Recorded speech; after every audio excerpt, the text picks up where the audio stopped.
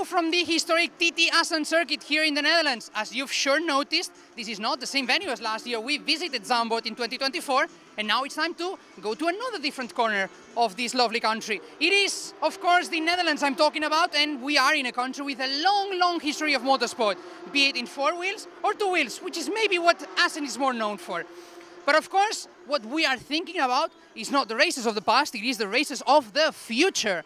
Because we are starting our second half of the 2025 EUROCUP-3 season after the 4th round in Monza, which saw, for the first time this year, a race weekend with no new winners. We saw wins by Ernesto Rivera and Mattia Colnaghi, who of course are the first 2 drivers in the overall standings and who are, of course, in theory at least, the main candidates for the title. The fight continues to be tight though. We have 3 drivers in just a handful of points. We have of course Valerio Rinicella, who hasn't yet won a race this year and who of course wants to win it, and he has a good chance this weekend here in Assen, being as it is a circuit which is perhaps a bit more unique, where teams have less information. But looking back in Monza, we saw, as we were mentioning, good results from the usual suspects, from MP Motorsport, from Campos, but we are seeing teams like Palau Motorsport, like Santelog, getting closer and closer to the top. And we are seeing very small gaps in the championship standings and of course in the qualifying and races. And this means that on a race weekend like Assen, where things are a little bit more mysterious than usual, we could have some surprises. Assen is not a racetrack where these teams have a lot of information, and therefore this gives drivers a better chance to show their talent. But of course, if we're talking about the future, we have to at least make a passing mention of what's coming next year. We have new machinery for 2026. We're going to see a new Dallara chassis, and of course the Toyota Toms engines straight from Japan, and which are, of course, one of the biggest pieces of history of the Japanese motorsport, coming to Europe, joining EUROCUP-3 for the 2026 season, and which I have no doubt will bring a new degree of excitement to the series. For now, though, it is time to go to the first race of the weekend here in Assen, and believe me, this is looking to be a cracker.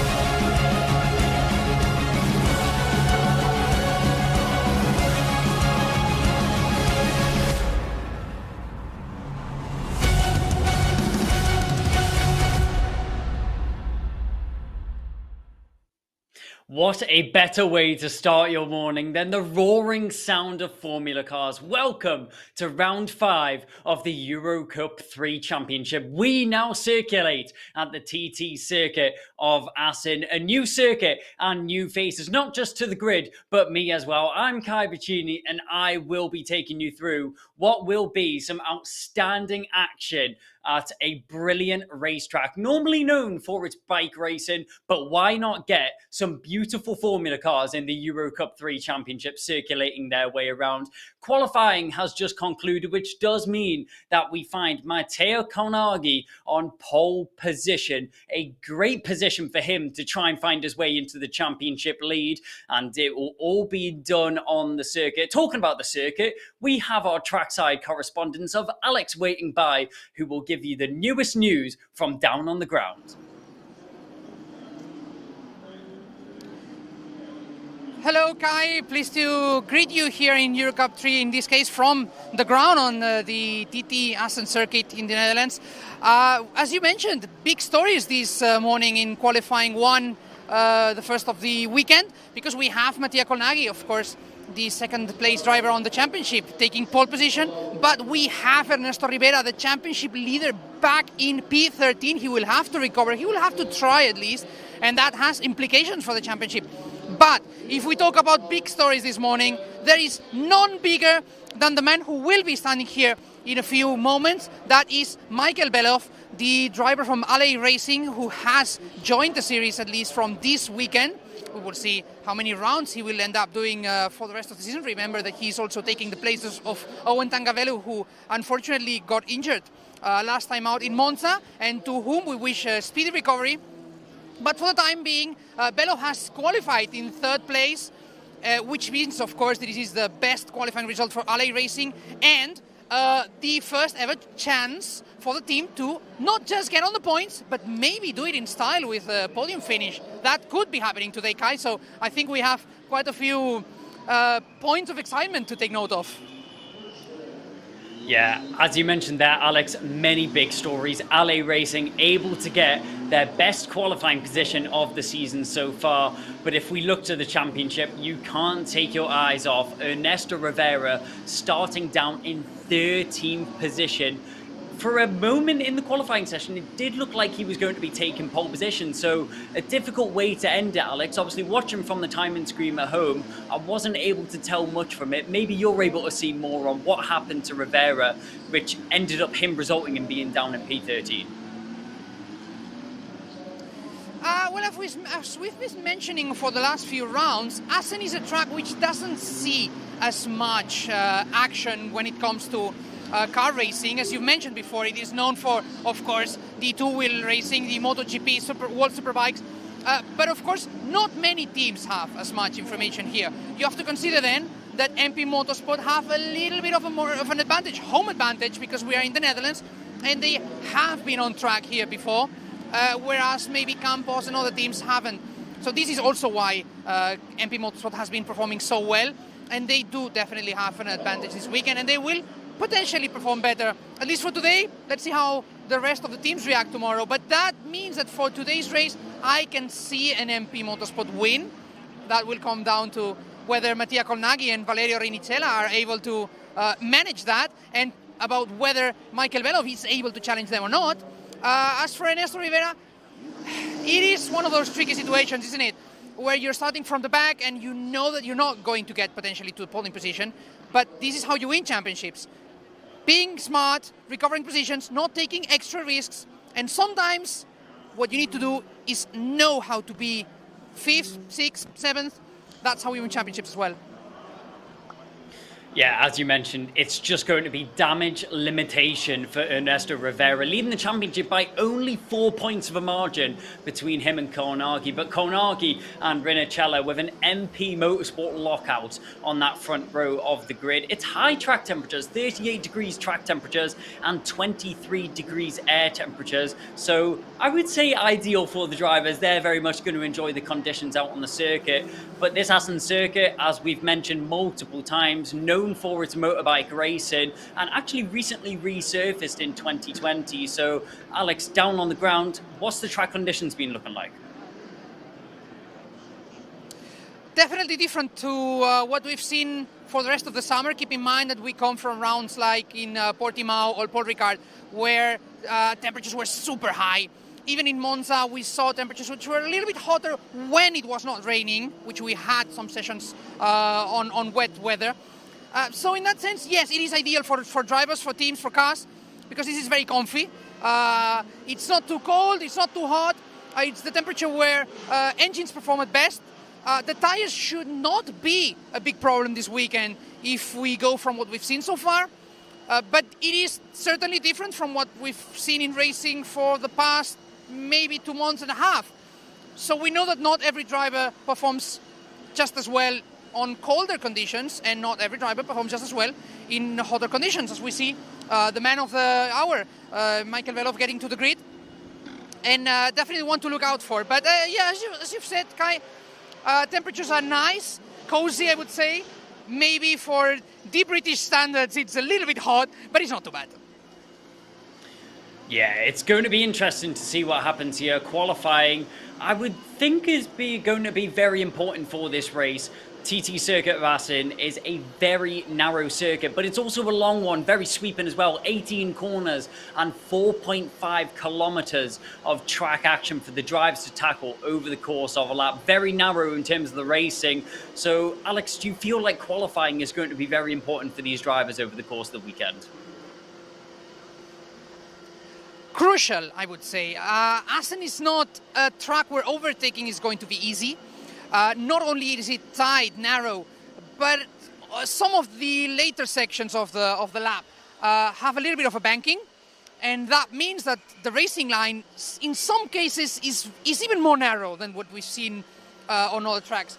So overtaking is going to be tricky. There are at least a couple of spots where we could see overtakes. That would be just before the hairpin on the first sector, and perhaps in the last sector, entering into the chicane, assuming that one of the drivers makes a mistake at the beginning of the third sector. So that's something that we could see, but it is tricky, and drivers know it.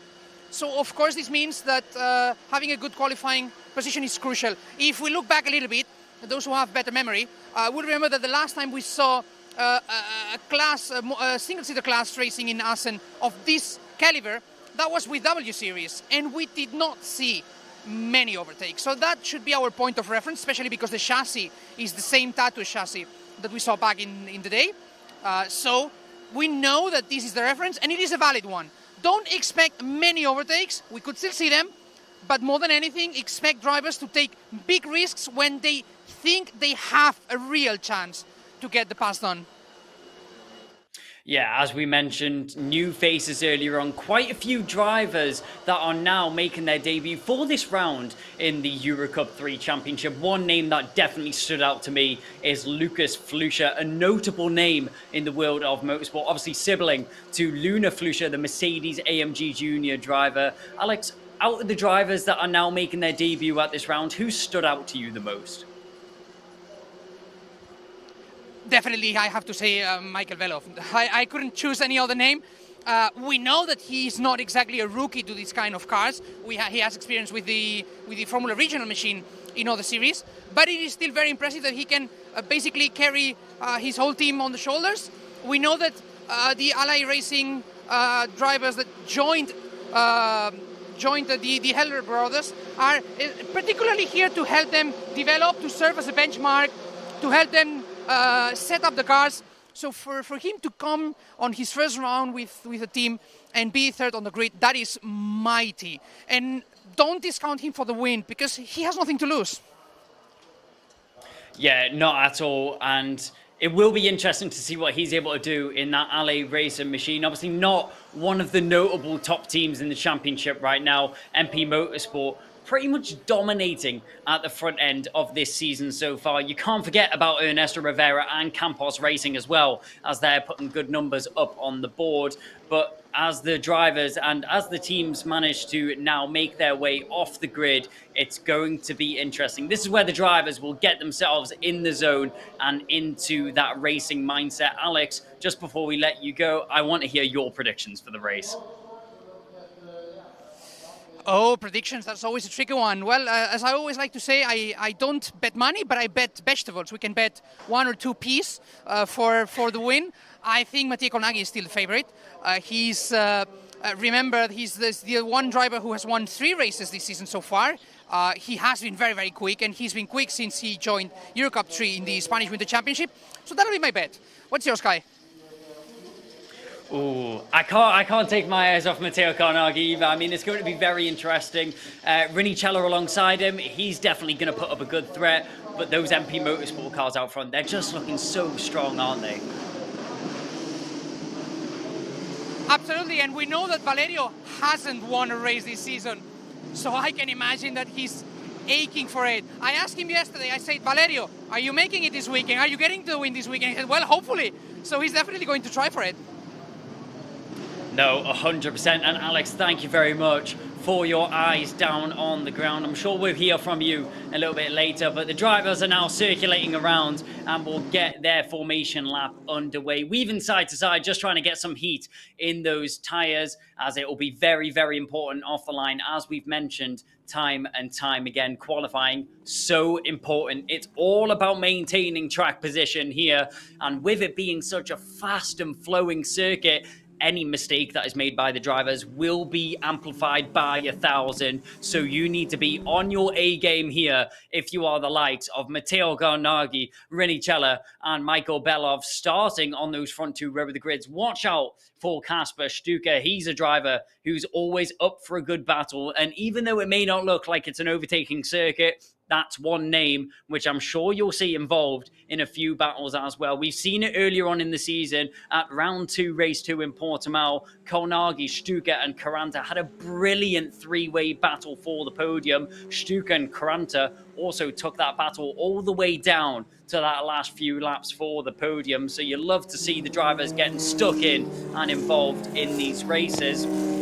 But as we circulate right now, the red on your timing screen, that does indicate that it's a rookie driver. Any drivers that have the black color background on their name and numbers, that does indicate that they have competed in the series before. So will it be a rookie which take home the trophy, or will it be a seasoned veteran in the likes of Rinicella, Belov, Stuka, Carrasquedo, and even a little bit further down the grid, if we look at Abkavava and also Fittipaldi? That is going to be your top 10 for this starting grid. And all it takes is one mistake from the front of the grid, and that just blows the doors wide open for anyone else to be involved and for anyone else to get into this race as well. It was Zandvoort last year, it's Assen this year, but it is the Netherlands country that always provides some brilliant action, and Matteo Garnaghi looking to be the driver to capitalize on that one. A name that has been a steeped into motorsport journey, as he has been very, very successful through his rankings. As we mentioned, second in the Spanish Winter Championship for EUROCUP-3 in 2025. So a driver that is used to getting good results in this car. Second in the championship by a 4-point deficit as well. F4 Spanish champion last year round and rookie champion, of course, looking to put his name at the top of EUROCUP-3 as well. The bright orange MP Motorsport colours, you can't take your eyes off them, as they do lock out the front row of the grid. Safety car at the back of the grid, and drivers starting to line themselves up in position, which does mean that we are very, very close to the start of racing action. The drivers at the back of the grid now making their way into position, which means that the drivers at the front of the grid are going to have to be right on the limits here, eyes on the lights and ready for what is going to be 30 minutes plus 1 lap of non-stop action. Focus is going to be the main goal of every single driver on the grid. 1 lapse in judgment, 1 lapse in focus, and that could be the end of your race. We are getting the notification that green flag has flown at the back of the grid, which means that 5 lights are on the gantry, and we are under racing here at Assen. What a start from pole position on the grid there, as Matteo Garnaghi is able to jump his way into the lead of this race and able to get a brilliant gap already back to Rinicella, as some racing out in the background, as some drivers having to take off the road there. That looks like Carrasquedo getting involved in the battle, as he's able to jump Stuka off the line. Stuka trying to get involved with the Red Bull Junior drivers. That Red Bull Junior team that he was recently dropped for, trying to get his own back, is Stuka right now in 7th position, running off the road there. That looks like that was going to be the number 41. That might have been Belov having to take off the road there and take some avoiding action. But in the background, Michael Belov, no, it wasn't. He's still in 3rd position right now. But MP Motorsport 1, 2, and 4, as Andreas Cardenas is looking in the background as well. James Agozzi trying to get involved in some action, as Stuka is just trying to hold on. Carrasquedo under a lot of pressure there from Abkazava down the inside. That looks like that was a great move in the background from Abkazava. James Agozzi under quite a lot of pressure right now, and Carrasquedo just about managing to fend off the driver behind as well. But out in front, the MP Motorsport drivers trying to work together here to get themselves a little bit of a gap over Maketo Belov in third position right now. Pulling a little bit of a gap on this first lap of the race. That's all you could hope for from the front row. Matteo Carnaghi has done a great job, and what a launch it was off the line from Carnaghi, as he just seemed to have no pressure off the line.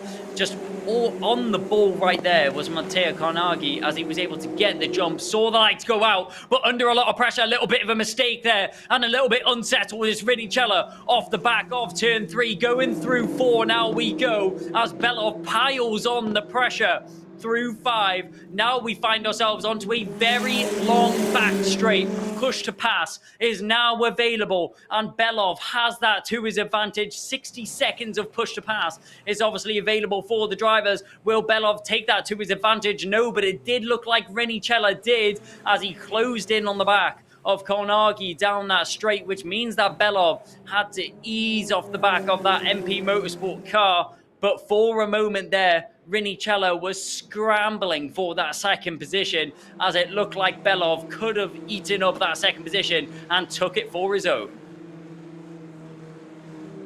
Front 3 right now, with a nice little bit of a gap to 4th position of Cardenas. Cardenas just about hanging in there, but he has daylight between him and Stuka. In behind Stuka, not far behind him, will have a little bit of pressure piling on his shoulders from Carrasquedo in 6th position. The top 10 now runs of Carnaghi, Rinicella, Belov, Cardenas, Stuka, Carrasquedo, Agotti, Abkazava. It's going to be Caranta and Fittipaldi, which round out the top 10. Emerson Fittipaldi, no, you're not reading that name wrong. That is the son of Emerson Fittipaldi, an IndyCar and F1 legend. But this is a replay of the start, and Carnaghi unbothered off the line as drivers in the background going side by side. A nice little bit of battling there, as we saw a brilliant move from one of the Red Bull Junior drivers forcing off the circuit of one of the MP drivers down the grid. That looks like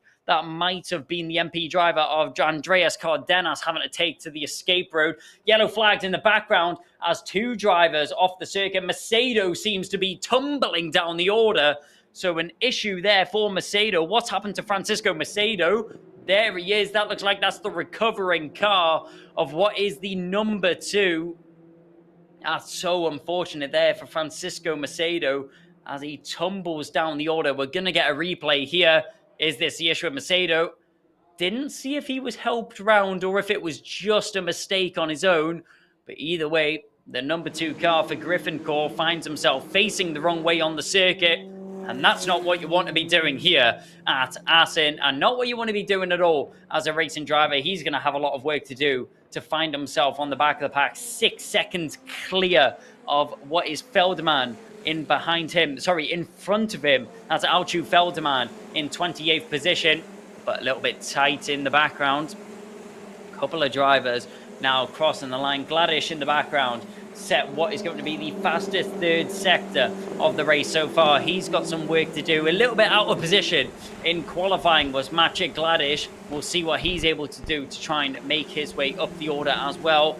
Valerio Rinicella, he's managed to escape the pressure of what was Belov in behind that LA Racing car. Still looking strong in 3rd position, but the 18-year-old driver in 2nd position right now, the driver who also has himself the fastest lap of the race. It's not just single-seaters, which he finds himself getting good results in. The Asian Le Mans Series is what he's competed in the last couple of years in that LMP2 class. He actually finished 1st with the AP Racing time. 5-time champions of the Asian Le Mans Series, finding his way to EUROCUP-3 for this season. He came 3rd in the F4 Spanish Championship in 2023. Changed his way to cars and now finds his way back in single-seaters, where he finds his love and hopefully will find himself a victory in this race. But 2nd position is what he is going to have to settle for the time being, as we're just looking a little bit further down the grid as the drivers still circulating, gaps starting to form, and this is where it becomes tricky for drivers. We can see Agozzi go through our picture there as we're just keeping an eye on the front end of the grid. That looks like that was the number 27 making the way through our picture of Carrasquedo. The back of Stuka, the number 37 in the MP Motorsport colours once again. That is going to be Stuka, sorry, not in the Motorsport colours. That is going to be the Griffin Core colours. That is Andreas Cardenas in front of him, the number 33. As we're just watching Mikhail Belov, a lockup on the front left, and that's not going to help him at all, as that's a very crucial corner to get a good exit out of 5, but a lockup isn't going to help him at all, and he's just going to be trying to recover as much time as possible as he'll utilize the slipstream down the straight, but not gain any time at all, as a less than ideal exit out of 5 just leaves him vulnerable all the way down the straight as we make our way through 6 and 7 now. We'll have a little bit of a replay here as we're watching. Mikhail Belov just seemed a little bit offline, trying to get himself back on camber, and as he's weaning that steering angle on, heavy on the brakes, that's always going to result in a lockup there for Mikhail Belov, and that's exactly what we see. Those are the mistakes that we were mentioning before the race. This is what the drivers can't be submitting themselves to and can't be exposing themselves to either, because already look at the gap that has formed between Belov and Rinicella. That one lockup, it may not have just had an impact on the circuit, but it also has a mental impact on the driver. Mikhail Belov, he knows that he's made a mistake. Now he is in his own head and he's scrambling, trying to recover as much time as possible, corner by corner. And in that state, it's so important as a driver that you don't over push the limits of the car, which is what he's just done previously, as you're just going to make more and more mistakes. Down in the alley racing, what is garage here? We're just having a look at the engineers watching on, and I'm sure in very good spirit as they find one of their cars in a podium position right now. Mikhail Belov doing a brilliant job at navigating that car around the circuit, as everybody is watching on tender hooks are all of these mechanics, and you can't blame them at all. It is their best qualifying result of the season and their best position of the season right now. We'll have a bit of a replay. Is that another mistake there for Belov? No, it isn't. It's a little bit further down for another one of the Alley Racing cars. That looks like that was one of the Hellberg brothers of what is going to be... Which one of the Hellberg brothers was that? That was the number 43. So we are going to have a look down, further down the order. His brother in behind him of Altschulfelderman. But those two drivers not having the easiest run at all. And we'll have to keep an eye on them a little bit further down the order. That was Linus Hellberg that had that mistake there. But front of the order, they're trading lap times at the moment are Carnagi and Rinicella. Rinicella currently a little bit slower than his teammate out in front, but Carnagi able to set those purple sectors, which is eking him out a little bit of breathing room between the top two right now. The number 55 of Rinicella in behind the reigning Spanish F4 championship champion. Third in the championship in 2023 was Rinicella. Won the championship last year, did Carnagi. Let's see what Belov is able to do to try and recoup any of the time which he lost in his series of mistakes, which made him drop off the back of Rinicella. Earlier on in this race, he was looking to be in a position to actually challenge for that second spot on the podium. As we just watch in the background, that is Stuka navigating his way around the circuit. You can see the MP Motorsport colours just in front of him of Cardenas. About 0.8 of a second currently separating Stuka and Cardenas, two of the closest drivers on the grid right now. Cardenas will be full of his mirrors of Stuka right now, and Stuka, I'm sure, will be pushing as much as possible. As we mentioned previously in the race, 60 seconds of push to pass is available for the drivers. They can use that down the straights when they're going over 190 kilometers an hour in these cars. It will give them an extra 25 horsepower of power to try and help them make an overtake. Quite similar to the DRS, which you'd see in the likes of Formula 2 and Formula 1, except for it's an overtake button on these cars, and that's what gives them the extra energy boost to make an overtake if needed. We saw Rinicello use it earlier on to get himself out of trouble with that man on your screens, Mikhail Belov. But as we now make our way to what is going to be closer to half race distance, the drivers now getting themselves comfortable in what is their gaps. You can see out in front. He mentioned it earlier, and Alex may have made a beautiful prediction of an MP Motorsport car on the top step of the podium, and it's not looking like it's going to go any other way. Monza last time out, it was a safety car ridden race with chaos and battles and action and retirements all over the place. Maybe a quite calm and collected race here in Assen, but for the drivers, you don't mind that at all. And this is a great start to the weekend. Gives us a lot of information as viewers and as the commentator as well of what we should expect from tomorrow's racing and from tomorrow's qualifying at all. It does look like qualifying is such a crucial part of the weekend, similar to tracks like Monaco. Assen doesn't deliver the most overtaken opportunities for the drivers, so you do have to make it work in qualifying, and you do have to set your best lap times, especially with it being so early in the morning for these drivers. To be so awake and attentive in those cars is just another level of ability, and you don't quite understand the attention span and the level of detail that these drivers have to put into every single lap to make sure that they don't make a mistake like we just saw in the background. What looked like James Agozzi just going a little bit wide. Rivera there with Gladish on the back of his car as well. Rivera with a little bit of pressure from another rookie driver in Maciej Gladish, one driver that I have followed all the way through the roots of motorsport. Maciej Gladish, a driver that I have been commentating on since his karting days, a very talented driver indeed. Currently finds himself 6th in the championship. He would be hoping to be a little bit further up. He does have a win under his belt, but that is the only podium that he's had this season. And an interesting line there for one of the Red Bull Junior drivers, Enzo Tarvanichko, seeming to take the scenic route over the final couple of corners through turn 16. He took to the gravel there. I don't think that's the ideal line that the stewards would have been looking for there from Enzo Tarvanichko, but getting creative in his opportunities, to say the least, is Enzo Tarvanichko through that final chicane. He'll take to the gravel. That'll lose him quite a bit of time, and that's not what you want to be seeing at all. As we look at the multitude of Red Bull Junior drivers through your picture, that was Jules Caranta, and look out for Emerson Fittipaldi, in the background.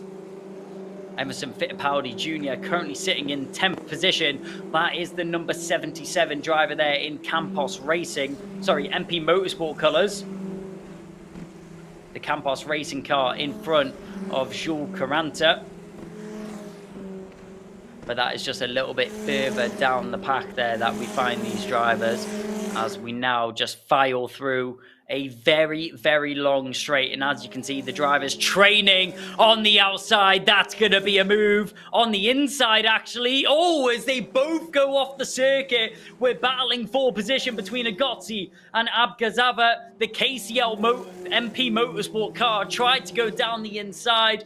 Looked like an audacious and ambitious overtake, which actually resulted in both drivers avoiding action and taken to the apron. James Agozzi and Abgazava both having to run off the road there in their little battle that they had through turn 6 and 7.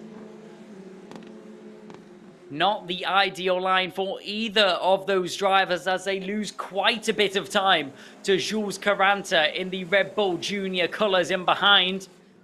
He will be sat there watching this battle unfold and just hoping it continues on the way it does, because a lot of time lost between the two of them. We're going to get a replay of this battle down the inside. Oh, that was never going to work there for the number 12. Abgazava getting a little bit audacious in that overtake, trying a move at the apex, and that's never going to work. Two cars into there. When the racing line is handed to James Agozzi, it's never going to work out between the two cars there. Agozzi currently running in 7th position. The rookie out of these two drivers, Abgazava, a veteran in this field, unfortunately not able to put his race experience in the class to his advantage there, as they do lose buckets full of time to Jules Caranta and Emerson Fittipaldi in behind. These are the battles for the lower end of the point scoring position. Obviously, Grand Prix points are on offer for the drivers here. 25 for the winner, 18, 15, 12, and so on as you make your way down the order. But a nice little train starting to form here, and you can't help but notice the pressure that will be amounting onto the shoulders of James Agozzi. He has a multitude of cars in behind him, training down to P10. So Agozzi, one small mistake could put him into the clutches of losing multiple positions if he actually poses the car in such a wrong position. There is Jules Caranta, the Red Bull Junior driver. In behind him, Emerson Fittipaldi and another Red Bull Junior. Not teammate in terms of drivers. Well, yes, teammates on the track, but also teammates in terms of their junior team. As we see Rivera, our championship leader, just outside of the point scoring positions right now. He is in P11, and as the race stands right now, he will be losing 26 points in the championship to Matteo Carnaghi, which will give Carnaghi the championship lead, as well as an extra 2 points for getting it on pole position. He's actually losing out on 28 points to Matteo Carnaghi, which would put Carnaghi in the lead of the championship with a 24-point deficit. And that is a huge gap here for the EUROCUP-3 championship. We're used to there being such small gaps between the drivers, like the likes of Carnaghi and Rivera. 4 points between them right now. Then only 8 points between Carnaghi and Rinicella. Rinicella right now will be scoring 18 points, which does mean that I would actually promote him to second in the championship, which Ernesto Rivera, with the way that things stand, will have a nightmare of a start to his Assen weekend and a nightmare of a start to the second half of the season, as he'll go from first in the championship down to third. Ernesto Rivera down in 11th right now. The Richard Mille Young Talent Academy winner in 2023 has put plenty of results on show, as he has 2 wins under his belt and more finishes inside of the top 10 than outside. He has an big lock up there from the Red Bull Junior driver of Rivera. Ernesto Rivera, the championship leader, clearly feeling the pressure right now and feeling the need to push himself onto a point scoring position. All he has to do is make one overtake on Emerson Fittipaldi Jr. in front of him, and that would at least get him 1 point and damage limitation to his championship lead, or what will be less of a championship lead, no championship lead after this race. There was the number 18 of Garrett Berry. He was able to get his first win and first podium of the season, actually, in Paul Ricard in the sprint race. He also managed to get Santa Locke their first podium of the season and their second ever race win of the EUROCUP-3 championship. So a big high there from Garrett Berry and some beautiful points to add to his championship tally. Last time out in Monza in race 1, we saw Rivera take the win. We saw him take pole in qualifying. We saw him take the race win in race 1. But unfortunately, outside of the top 3 for race 2. Monza really threw a spanner in the works. Carnaghi picked up the win. Rinicella in second. The way that our race is heading right now, similar to the second race in Monza.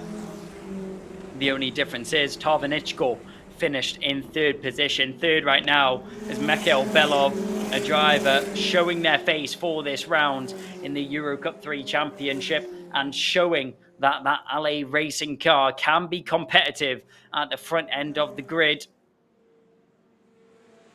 We're watching the drivers filter through the back end of the circuit right now. And this is the battle that we have continued to keep an eye on, as James Zagotzi under so much pressure from Abgazava, but he's doing such a good job at maintaining this position right now in P7 and just trying to ignore the drivers, which will be filling up his rear view mirrors every single lap that goes by. It's difficult to not drive in your mirrors when you're in a position like James Zagotzi. All you have to do is just focus on the race circuit ahead of you and try and focus on your same race. No safety car so far in this race. Only one driver finding themselves facing the wrong way in this race, and that was Francisco Macedo. He's down in 26th position right now, able to gain himself now back a few positions past the Hellman brothers and past Altu Felderman as well. So Macedo, although he had that spin earlier on in the race, proving that he still has the pace to be up at that eager end of the grid, which we find ourselves at now. There is the number 71, Matteo Carnaghi, showing how it's done out in front. Has no worries about drivers in behind. Something drastic would have to happen here for Rinnicella to catch onto the back of his teammate. Rinnicella just sat in the bleachers hoping for a mistake from Carnaghi in front of him, but anything can happen. This is Assen. As we mentioned before, one mistake is amplified by 1,000. We saw that from Rinnicella earlier on, and that put him vulnerable to Belov. He was able to use that push to pass to manage to get away from the front end of that LA Racing car. But even still, a heart-in-the-mouth moment for Rinnicella. But he still finds himself second position right now, so nothing to worry about for the moment. Rinnicella, the Italian driver, obviously taking part in the Italian 1-2 last time out at Monza. The home crowd would have been very, very happy about that one. Carnaghi and Rinnicella taking home the P1 and P2, an MP Motorsport 1-2, Italian 1-2, a dream Monza weekend to round off the first half of the season. EUROCUP-3 has posed many, many new drivers on that top step of the podium, and multiple drivers taking home a win as well. All the way down the order, Garrett Berry in 11th position in the championship. He took home a win, as we mentioned, in Paul Ricard. Other winners follow from Agozzi to Gladish, Carrasquedo, Stuka, and three-time winner Carnaghi, the driver who has won the most amount of races in this championship so far. He's not leading the championship, but the way things are going, he will find himself in that leading position with a target on his back after the checkered flag flies, with only 5 minutes left of action. And the laps are now dwindling down for the front end of the grid. We're looking at Emerson Fittipaldi and what is the number 37 there of Kasper Stuka, looking at the back of Andreas Cardenas, the rookie driver in the MP Motorsport colours, just off the back of the podium. It would be a dream if MP Motorsport were able to get 3 drivers on the podium, but the way that things are looking, it's not looking like that's going to be possible for the moment, as Mikhail Belov is just putting on an absolute blistering show in 3rd position, and exactly what LA Racing would have been hoping for him coming into the title fight. Well, maybe not the title fight, but definitely the fight at the front end of this race. Rinnicella, another fastest lap of the race last time round, means that he's able to cut down the gap to his teammate to just 7/10 of a second, breaking down that 1 second barrier between Carnaghi and Rinnicella. It's going to be difficult to take home that P1 for Rinnicella, but never say never. He does have push to pass to his advantage, and he does have the slipstream. It's all a mind game from here. What can Rinnicella do to try and bridge that gap to his teammate in front and take home a race win? You don't want to do anything silly. That's the last thing you want to do. The number one rule in motorsport is don't collide with your teammate, and Rinnicella will be doing everything he can to avoid that. Obviously not in a position right now where he can be colliding with his teammate, but Carnaghi out in front, just commanding this race, controlling the pace, acting like a safety car out in front, as he seems untouchable for the time being. As we cross the line, that gap just extends even more to now 1.1 seconds. Konagi comfortable out in front in his natural habitat. I think it's fair to stay, and we will see what looked like a bit of an unsettled moment there for Rinnicella. We were talking about what can Rinnicella do to try and break down the gap to his teammate. That is the exact opposite of what we'd expect him to be doing at this moment in time. Rinnicella just making another mistake, which is maybe why we saw that gap eke up once again, and Konagi was able to get that gap over 1 second to his teammate in behind. But in behind the MP Motorsport cars, Mikhail Belov treating this race as a practice session at the moment, or maybe even a qualifying session. It's a race against the clock right now for the number 41 in third position, as he's just winding down the time. 4.5 kilometers, a long lap for these drivers. Not as long as Monza, obviously a little bit shorter than that.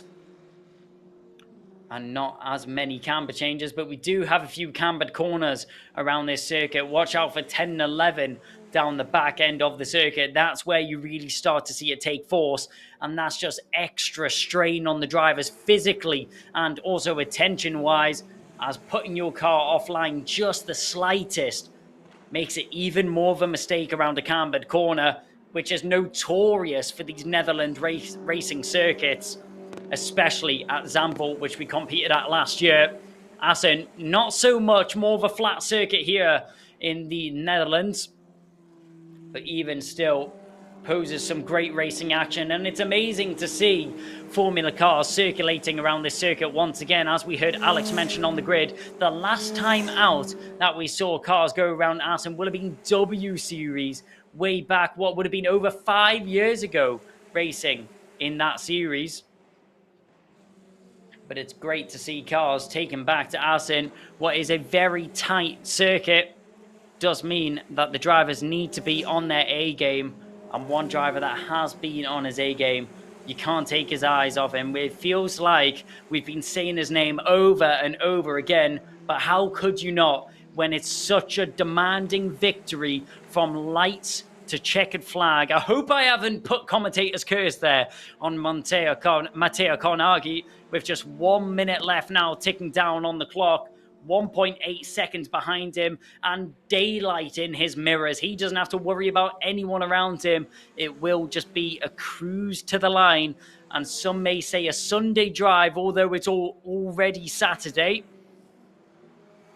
Matteo Konagi will be very happy with this result indeed, as it will gain him the championship lead. Kasper Stuker has been able to deal with the pressure of Carrasquedo in behind, as he's built a little bit of a gap. James Zagozzi still got Abgazava in his mirrors for the time being. Only 5/10 separating those two drivers.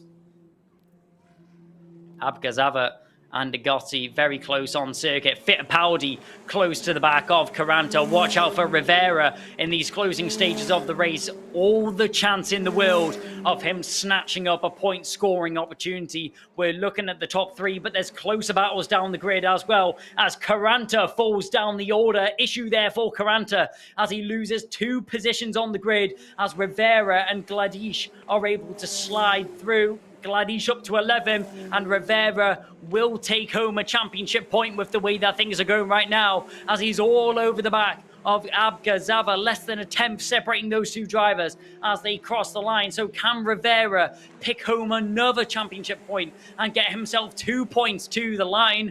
We'll have to see. 2/10 is now what separates them, but Gladish, with all his force, will try and take back what is that 10th position on the grid. Issues there for Tarvinichko, and Caranta continues to fall down the order. What I can only assume is a mechanical issue for Jules Caranta. He now falls down to 17th position on the grid. We'll have to wait and see if we can get a replay of what happened there to Caranta, but he falls below Flusha in the order. Flusha up to 16th, but Jules Caranta, that's so unfortunate there for the French driver in the Red Bull colours. It would have been a nice haul of points to take home to that Campos Racing team. But unfortunately, it won't be any points at all. Kownagi just cruising around the circuit right now. We say cruising, but he's still putting in blistering lap times on the board, and it's the Italian stallion out in front of Matteo Kownagi. He took home a race win last time out in Monza, and he's doing a repeat once again. It'll be back-to-back victories for Matteo Kownagi and a 4th win of the season for Matteo Kownagi. He extends himself into the championship lead and extends the championship lead for MP Motorsport as well, as they will just cruise clear of Campos Racing in 2nd position. Already quite a substantial gap was separating those two teams. It was 67 points between Campos Racing and MP Motorsport. There is a Drivers' Championship, but there is also a Teams' Championship. And talking about the team on top, it's MP Motorsport with a beautiful 1-2 to start their Assen campaign, as Matteo Kownagi will cross the line in a unfazed victory. He didn't step a foot wrong at all. That whole race, 30 minutes of pure concentration and race pace across the line. Stuka and Carrasquedo there, very, very close, as Cardenas is just able to take home 4th position, as he had a lot of pressure from Stuka across the line.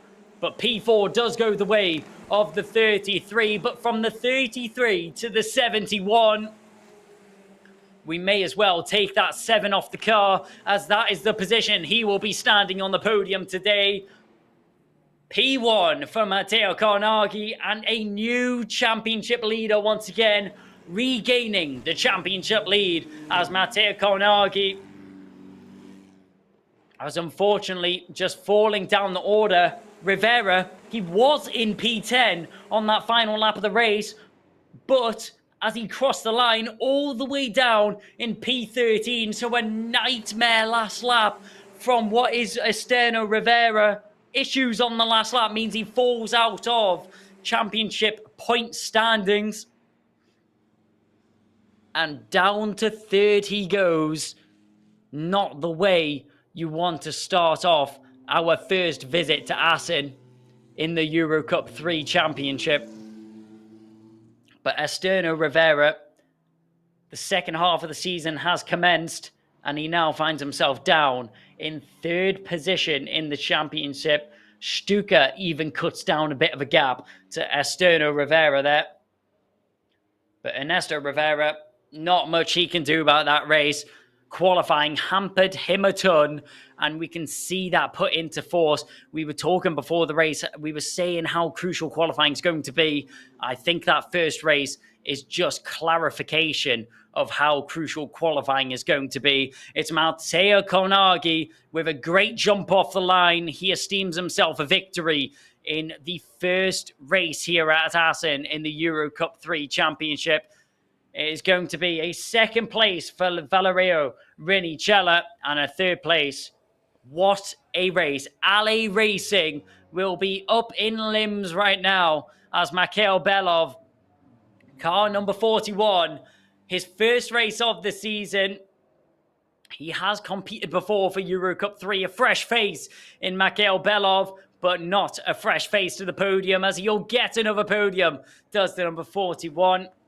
As we make our way down the order, it was Cardenas who was in 4th position, and 5th position goes the way of Kasper Stuka for the Griffin Core Racing team. All the drivers down in pit lane will now pull their way in, and pulling their way into their podium positions, they'll go to a separate area. Into the fan zone they go.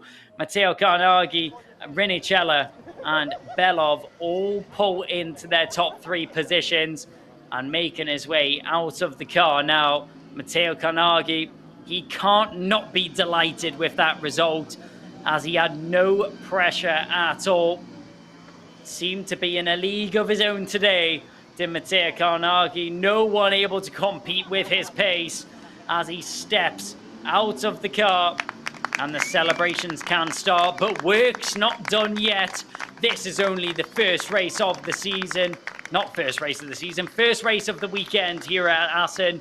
And there is still one more qualifying and one more race to go. But what a race there from Matteo Carnaghi, as he will be congratulated by all the team. His teammate makes his way over of Valerio Rinicella. They will shake hands and have a little bit of a debrief with the team here after what was a dominant race from the MP Motorsport team. We said it was going to be an MP on the top step. I don't think we were quite ready for what was dominance from the MP Motorsport team. And Ale Racing joins them on the podium, and Cardenas not able to make that podium for an MP Motorsport lockout of the podium. The number 1 step will be given to Carnaghi once again. You'll have to start getting used to this. You'll take his picture. He shows a calm symbol, and it was a calm driver out on the circuit as well. Composure aplenty for Matteo Carnaghi, as he is able to walk away with another victory under his belt. His 5th podium of the season, his 2nd pole as well, and a 4th win to add to the tally. Another fastest lap as well goes the way of Rinicella. That'll be an extra point to add to his campaign. But after that pole position and race win, it is 27 points that Carnaghi scratches back on Rivera. Rivera will tumble down the championship order, and we will now have a new championship leader in orange colours. It's Carnaghi who takes the championship lead. 27 points going his way, which means he has a 23-point gain on Ernesto Rivera. Rivera will tumble. 18 points goes the way of Rinicella.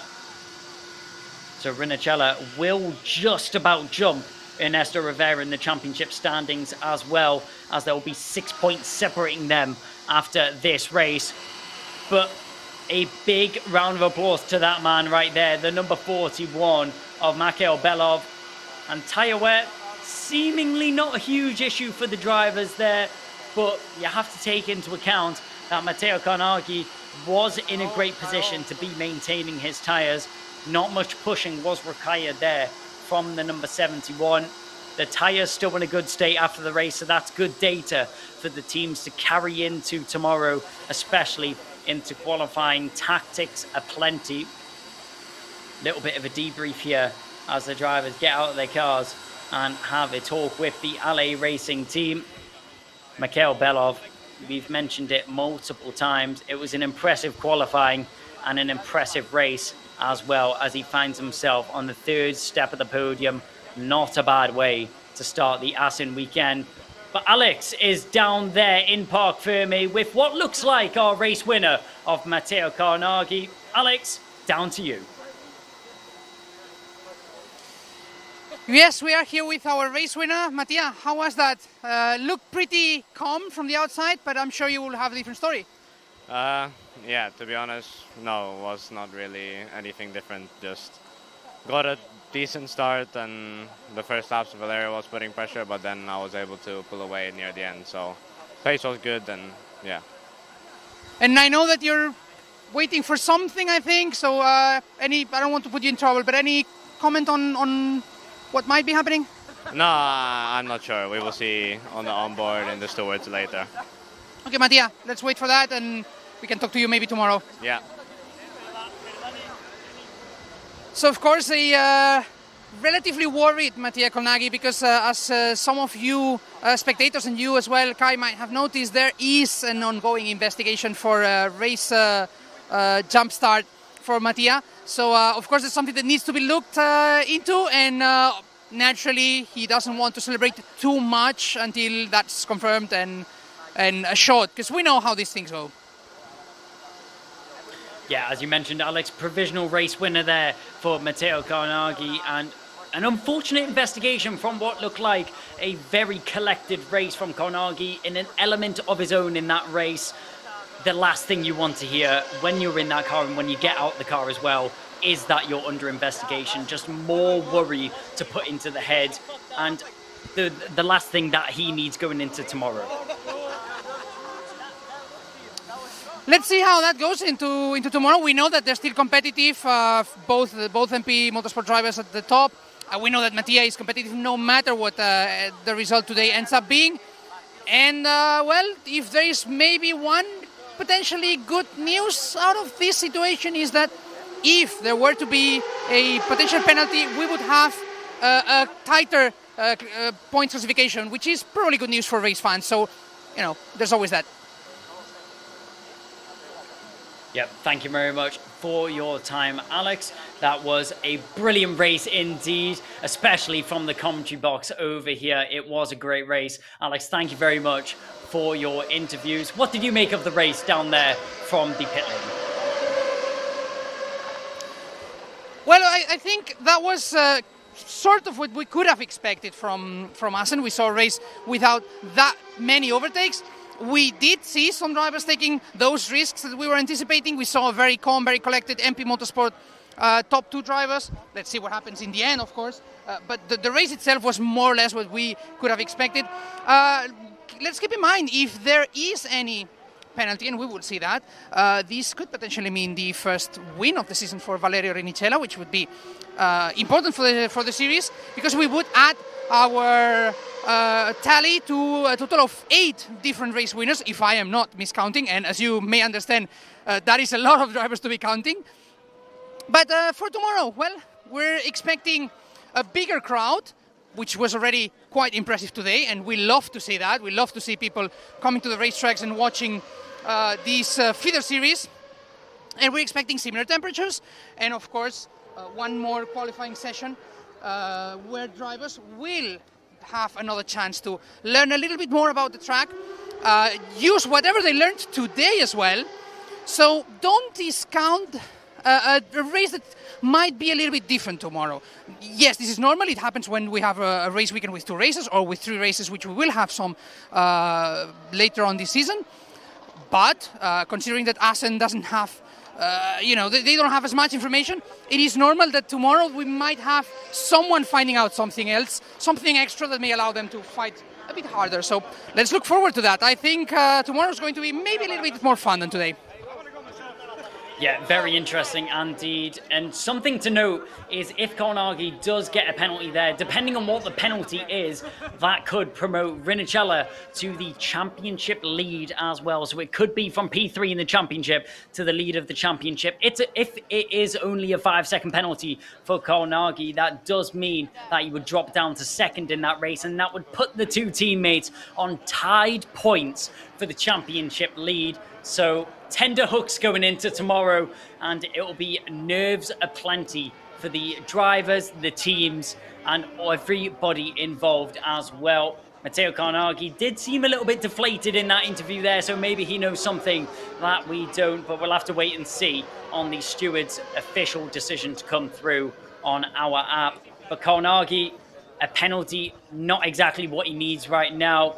Even still, he could find himself joint in the championship league, couldn't he, Alex? Absolutely, and he's always a candidate. Let's not forget that, as we said, he is the driver who has 3, and at the time of speaking now, 4 race wins this season. So he has been the driver with most race wins so far. He has been probably, in terms of raw speed, the quickest driver so far as well. So this is one of those lessons that drivers need to learn as well. Not so much with jump starts, this can happen, but more in line with learning how to face difficulties, head down and get on with it. And that's how you learn, that's how you overtake difficulties, and that's how you show that you have what it takes to get to the top, by having these problems and then, coming on the next day and doing a good job. And we know that he can do it, so that's something that he will have to focus on for tomorrow, that's for sure. If there is a penalty, which we don't know yet. And Alex, what a race from Mikhail Belov. He started 3rd on the grid. You said you were very, very impressed with his 3rd position qualifying, but 3rd position in the race as well. A couple of moments we saw him having a bit of a battle and putting a bit of pressure on Renicella with some mistakes creeping in, but What a race there from Belov. Welcome to everyone here for the podium ceremony. He always had to try. He had nothing to lose. He had already done a very good job, and the team was in a very special position. So for them, it was whatever happened, it was a win. So whether it was a race winner, was race podium, or it was a highly points-paying position, that was always going to be good.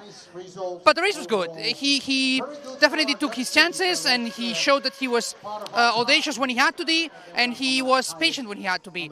Now, let's see for tomorrow. But more than anything, I think this is nice, this is good for the championship, because it shows that there is another team which has the technical prowess to be at the top with the right driver, which is always good news.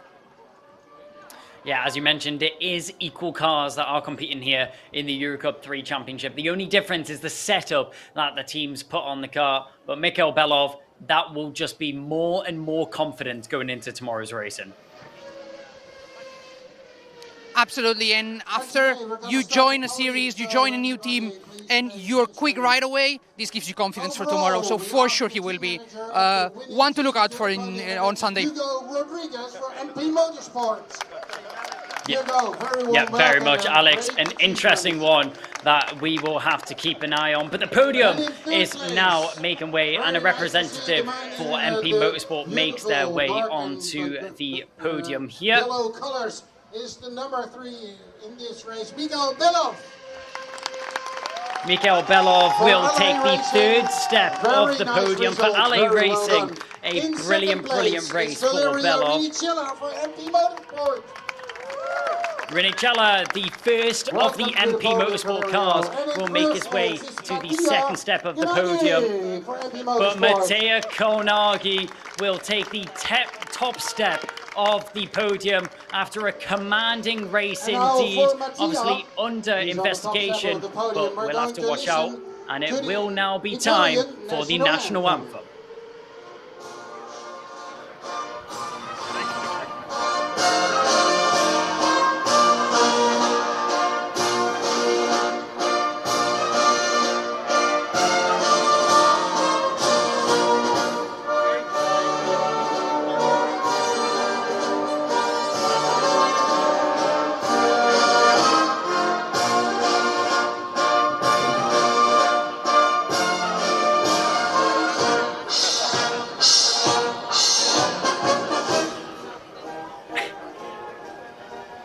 That was the national anthem for Matija Geragi. Very nicely done. Then we're going to give the awards. And first we're going to do the team award, which will be presented by Lee van Dam. Lee van Dam is the organizer of Lee van Dam International. There he is. Welcome, Lee, to the podium. Team managers at the end. And team trophy goes to Hugo Rodriguez from MP Motorsport. Thank you, Lee. Then we're going to give the award for third place, and it will be done by Chris Shaw from Hancock. There he is, Chris. Very welcome to the podium, and it's going to Mikhail Belov. LA Racing in third place. In second place, it will be Eduardo Ferrari giving the cup for ETS Racing Fuels. And it will go to Valerio Ricella, second place. And then the most prestigious award given by Lee van Dam again. It will be to the man who won this race. And it is the Italian Mattia Ghilardi. Mattia, congratulations.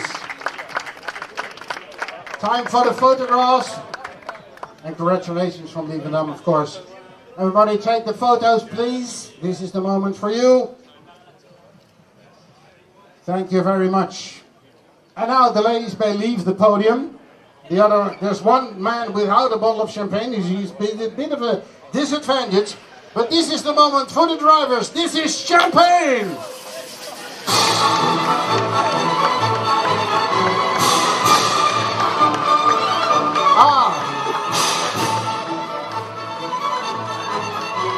Hugo also had a bottle, but he was on the wrong side of the podium. You can take it home for a nice drink.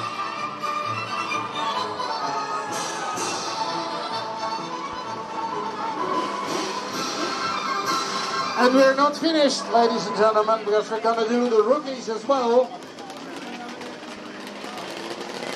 Oh, little photo opportunity, no?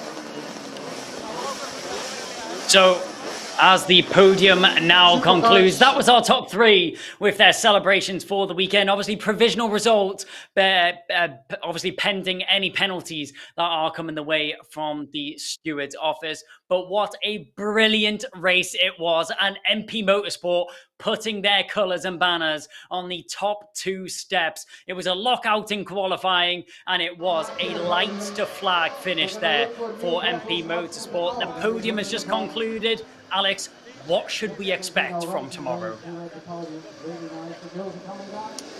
Great question. If I knew, as I told you before, I would probably bet a few vegetables to make my dinner tonight, or maybe tomorrow.